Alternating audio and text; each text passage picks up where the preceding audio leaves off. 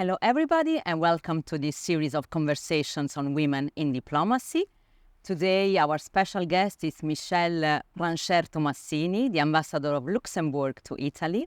Ambassador, thank you so much for being with us. Thank you for coming, Loredana. Listen, I would like to start precisely on, on the topic of our conversation, women in diplomacy. We know that women are still underrepresented in this field. Yes. And I'm wondering, why is that? So what are the reasons behind the underrepresentation of women? But also, in a way, based on your experience, what is the contribution they are bringing? Because we know it's essential to have women in these fields. So, Loredana, if I understand you in a tricky way, women have to justify why they should be in diplomacy. Oh, unfortunately. I think, that's the first problem.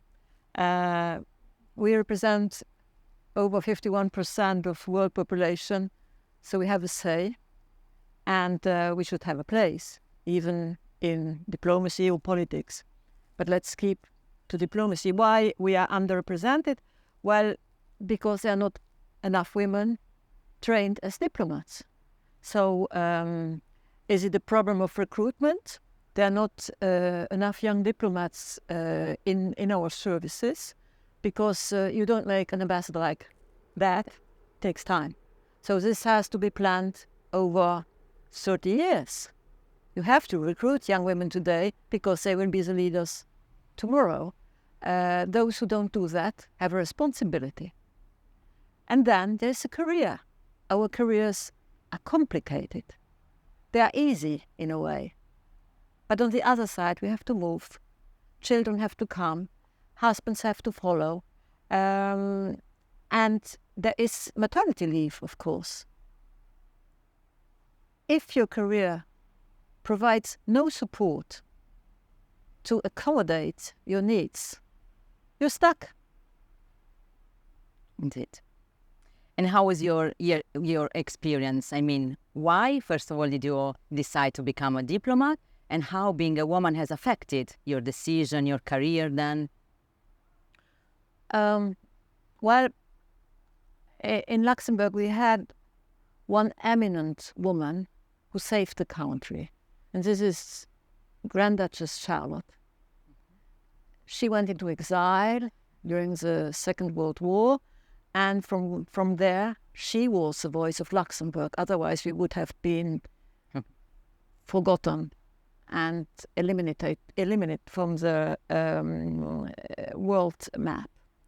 So she was extremely refined and elegant, and I thought I have there a model to follow.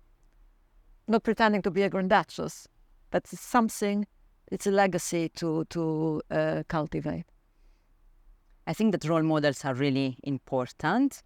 And what kind of message would you bring to the younger generations? You were talking about the lack of young women starting this kind of career.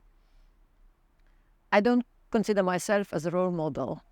I think we, as women diplomats, we benefit from the advancement of rights, of laws, the progress of mentalities, and we should take full benefit from that. We should claim our rights. Get into the career. Claim your rights. Be vocal. Because if you don't use your rights, they will be lost. So we have a responsibility to act.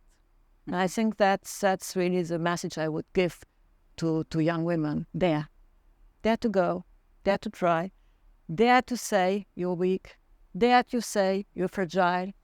Dare to say you have a period and you cannot work every day like a man. Dare to say you want to have children.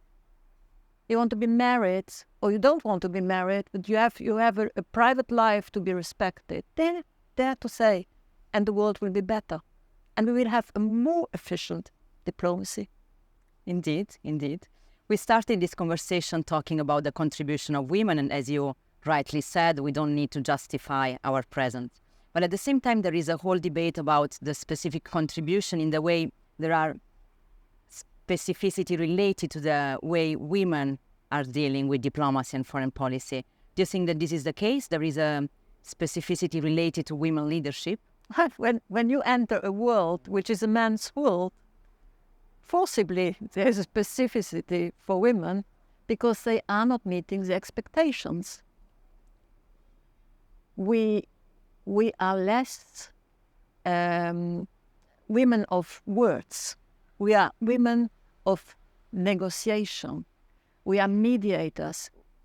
If we don't have the idea, we ask for help. We ask for inspiration. I mean, we don't have answers. We are not better than man. But if we don't have answers, we go and ask for help. Yeah, which is really useful. We know it. And you touch upon women mediators, women negotiators, and this brings me automatically to the Women, Peace and Security agenda. In a couple of years, we will celebrate 25 years of this agenda. And how are you looking at the agenda? I mean, what kind of achievements, but what kind of steps we still need to take there? Well, the fact that it exists is extremely important. And there's nothing to achieve. It's a process. It's a process which has to continue, which has to be emphasized.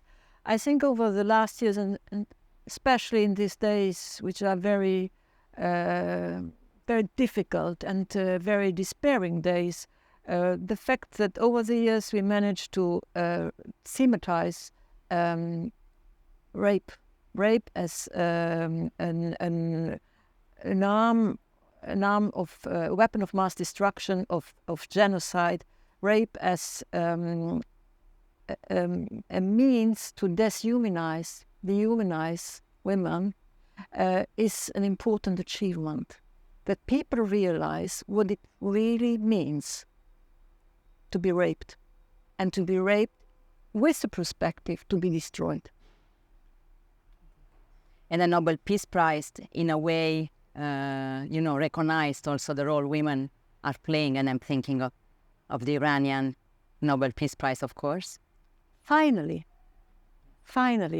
I am heartened by the fact that two women are this year on the Nobel Prize. This is the Iranian activist, Narges Mohammadi. I don't know her.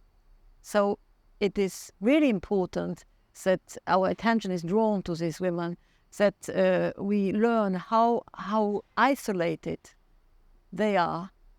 They are the role models. And on the other side, we have Claudia Goldin, an American economist. She's 77. Well, you can say the Nobel of Economy always goes to elderly people. But I do follow her work since years. And what does she say? Well, she says something very simple. The women are stuck after the first child, whatever their position in the working life. So why takes it so much time to make these theories known? Indeed. And this should tell us something, right? But maybe last question on your own country. If we look at Luxembourg, what kind of achievements have you reached? But at the same time, what lessons can we learn from your country? Well, we are not giving lessons to anyone. I think. But maybe we can learn something from how you're integrating women leadership and empowerment in the foreign policy. Maybe things I am especially proud of. We have a feminist foreign policy, very strong accent emphasis on this. I have seen how my country helped to exfiltrate, for instance, young Afghan women. It takes a will of a minister. This is a personal question, and you have to be involved personally.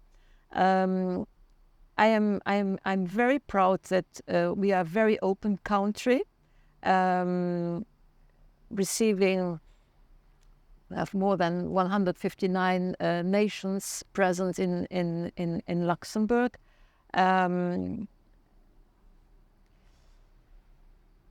And there is an engagement to principles, which goes from the top to the youngest of our elements.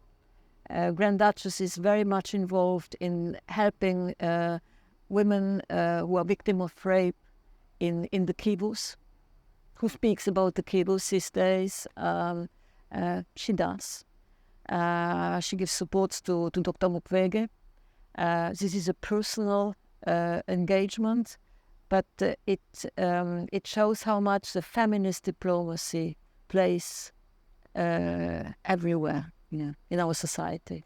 Ambassador, thank you. Thank you so much for your words, for inspiring us, and for your engagement and commitment. Thank you. Thank you, Loredana.